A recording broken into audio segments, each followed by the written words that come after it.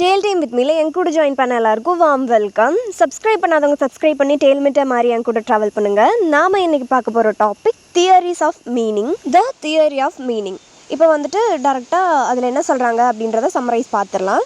ஒரு லாங்குவேஜுக்கு ஸ்மாலஸ்ட் பார்ட்டாக வந்து வேர்டு இருக்குது அப்படின்னு சொல்கிறாங்க. ஃபர்ஸ்ட் வேர்ட்னா என்னன்னு தெரிஞ்சுக்கணும். ஒரு வேர்ட்னா 4-5 லெட்டர்ஸ் சேர்ந்தது தான் ஒரு வேர்ட். அதுவும் மீனிங் கொடுத்தா தான் அதை வேர்ட்னு கன்சிடர் பண்ணுவாங்க. 4-5 லெட்டர்ஸ் சேர்ந்துருச்சு அதுக்கு மீனிங் இல்லை அப்படின்னா அதை வேர்டாக வந்து நம்ம கன்சிடர் பண்ண மாட்டாங்க. இதே மாதிரி தான் சென்டென்ஸ், பேராகிராஃப்ஸ் அண்ட் எஸ்ஸேஸ் இது எல்லாத்துக்குமே வந்து இந்த டெஃபினிஷன் வந்து அடங்கும். ஒரு வேர்ட் வந்து அர்த்தம் இருக்கும், அதே மாதிரி அந்த வேர்ட் வந்து தனிச்சு நிற்கும் அப்படின்னு வந்து சொல்கிறாங்க. ஒரு வேர்ட் வந்து ஒன்று இல்லை அதுக்கும் மேற்பட்ட சவுண்ட்ஸை வந்து அது எழுப்பும் அப்படின்னு சொல்கிறாங்க.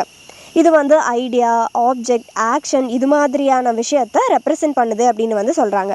இந்த வேர்டு வந்து எல்லாமே ஒரு மீனிங் இருக்கும், அதே சமயம் பீப்புள்ஸ் வந்து அண்டர்ஸ்டாண்ட் பண்ணிக்கக்கூடியதாகவும் வந்து இருக்கும் அப்படின்னு சொல்கிறாங்க. மெஜாரிட்டி வேர்ட்ஸ்க்கு நிறைய மீனிங் இருக்குன்னு சொல்கிறாங்க. ஒரே வார்த்தையாக தான் இருக்கும், அதோட அர்த்தம் வந்து 2-3 கூட இருக்கலாம் அப்படின்னு சொல்கிறாங்க. இது வந்து அந்த வேர்டோட சிறப்பியல்பை குறிக்குது அப்படின்னு வந்து சொல்கிறாங்க. வேர்ட்ஸ் வந்து நம்மளோட லைஃப்பில் மிகப்பெரிய பங்கு வகிக்குது அப்படின்னு சொல்கிறாங்க. வேர்ட்ஸ் வந்து எதையாவது எக்ஸ்ப்ரெஸ் பண்ணிகிட்டே இருக்கும் அப்படின்னு சொல்கிறாங்க. இந்த வேர்ட்ஸ் வந்து ஃபீலிங்ஸை டிஸ்கிரைப் பண்ணுது அப்படின்னு சொல்கிறாங்க. வேர்ட்ஸை வந்து நம்ம தனித்தனியாக ஒரு வேர்டாக வந்து நம்ம யூஸ் பண்ண மாட்டோம், அதை வந்து சென்டென்ஸாக மேக் பண்ணி தான் நம்ம யூஸ் பண்ணுவோம். அதனாலேயே ஹியூமன்ஸோட இது கனெக்டடாக இருக்குது அப்படின்னு வந்து சொல்கிறாங்க. ஹியூமன்ஸோட சுச்சுவேஷன்ஸ் அண்ட் எக்ஸ்பீரியன்ஸ் மூலமாக தான் வந்து வேர்ட்ஸ்க்கே மீனிங் கிடச்சிது அப்படின்னு வந்து சொல்கிறாங்க. வேர்ட்ஸை பற்றி நம்ம பேசணும் அப்படின்னா அதோட மீனிங்ஸை பற்றி நம்ம பேசாமல் இருக்க முடியாது அப்படின்னு வந்து சொல்கிறாங்க. அந்த வேர்ட்ஸோட மீனிங் மேக்ஸிமம் காம்ப்ளெக்ஸ், அதாவது சிக்கலான விஷயமாக தான் இருக்கும் அப்படின்னு சொல்கிறாங்க. ஒரு வேர்ட் வந்து பிக்சர் இல்லை image of mind, idea, quality and relationship, personal feelings, associations இது எல்லாத்தையுமே வந்து வெளிப்படுத்துது அப்படின்றத வந்து சொல்கிறாங்க. லயோன்ஸ் வந்து 1977 சஜஸ்ட் பண்ணுறாரு, சென்டென்ஸோட மீனிங்க்கும் ப்ரொனவுன்சியேஷன்ஸோட மீனிங்க்கும் இடையில டிஃப்ரென்ஸ் வேணும் அப்படின்னு வந்து அவர் சொல்கிறாரு. த டேர்ம் தியரி ஆஃப் மீனிங்கில் வந்து ஃபிலாசபி யூஸ் பண்ணுறாங்க. அது வந்து நிறைய விஷயத்த மீன் பண்ணுது அப்படின்னு சொல்கிறாங்க. ஆனால் அதில் முக்கியமாக பார்க்குற 2 விஷயத்த வந்து ஃபோக்கஸ் பண்ணணும் அப்படின்னு வந்து சொல்கிறாங்க. அது என்னென்னா சிமெண்ட்ரிக் தியரி, ஃபண்டமெண்டல் தியரி அப்படின்னு சொல்லி 2 இருக்குது. அது 2 இப்போ தனித்தனியாக பார்த்துடலாம். சிமெண்ட்ரிக் தியரி வந்து ஒரு மொழியோட வேர்ட்ஸ் அண்ட் சென்டென்ஸ் எல்லாம் இருக்கும்ல, அதோட மீனிங்ஸை வந்து உள்ளடக்கினதாக இருக்கும் அப்படின்னு வந்து சொல்கிறாங்க. சில அப்ரோச்சஸ் வந்து சென்டென்ஸோட ப்ரொப்போர்ஷன்ஸை வந்து பேசுது. அந்த ஸ்டேட்மெண்ட் வந்து சரியா தப்பா அப்படின்றத பற்றி அது சொல்லுது. அதுக்கப்புறம் அதோட மீனிங்ஸை எடுத்து டிபேட் பண்ணுறாங்க.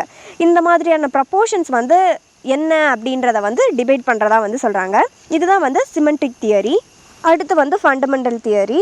இது வந்து ஒரு வேர்ட்ஸுக்கு ஏன் இந்த வேர்டுக்கு இந்த மீனிங் இருக்குது அப்படின்றத பற்றி வந்து பேசுது.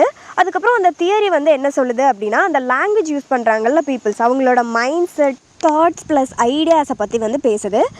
இன்னொரு சில மீனிங்ஸ் வந்து அந்த லாங்குவேஜ் பேசுகிறாங்கல்ல பீப்புள்ஸ் அவங்கக்கிட்ட இருந்து வருது அப்படின்னு சொல்கிறாங்க. இதுதான் வந்து ஃபண்டமெண்டல் தியரி.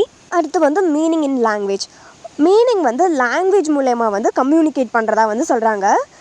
சிமெண்டிக் வந்து வேர்ட்ஸ், பேசேஜ், சென்டென்ஸ் மூலமாக ஸ்டடி பண்ண யூஸ் ஆகுது. அது மட்டும் இல்லாமல் அதோட மீனிங்ஸை வந்து நம்ம தெரிஞ்சுக்கிறதுக்கு யூஸ் ஆகுது அப்படின்னு வந்து சொல்கிறாங்க.